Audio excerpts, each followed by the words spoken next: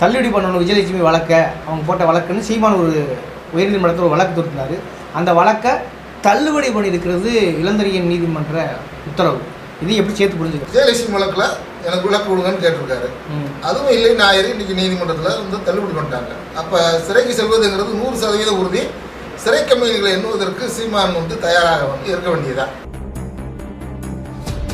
இப்போ போலீஸ் வீட்டுக்கு போயிருக்கிறது, அவர் கை சொல்ல வாய்ப்பு சொல்லியிருப்பது ஒரு தோற்றம் இருப்புகிறது. இது எப்படி இறுதியாக புரிஞ்சுக்கிறது? என்ன நடக்க வாய்ப்பு இருக்கு? அதுங்க மொழியிலே சொல்கிறேன், பெண் பாவம் பொல்லாதது என்று சொல்வார்களே, அதை போல அதற்கு நியாயம் செலுத்த வேண்டிய அந்த தண்டனை அனுபவிக்க வேண்டிய காலகட்டாயம் நீதிமன்றத்தின் மூலமாக அருகி வந்துவிட்டது. துண்டு செய்து பழுத்த பழம் தூயர் தாடி மார்பில் விழும் மண்டை சுரப்பை உலகுதலும் மனக்குகையில் சிறுத்தை எழும் அவர்தான் பெரியார் அப்படின்னு முடிச்சிட்டாரே.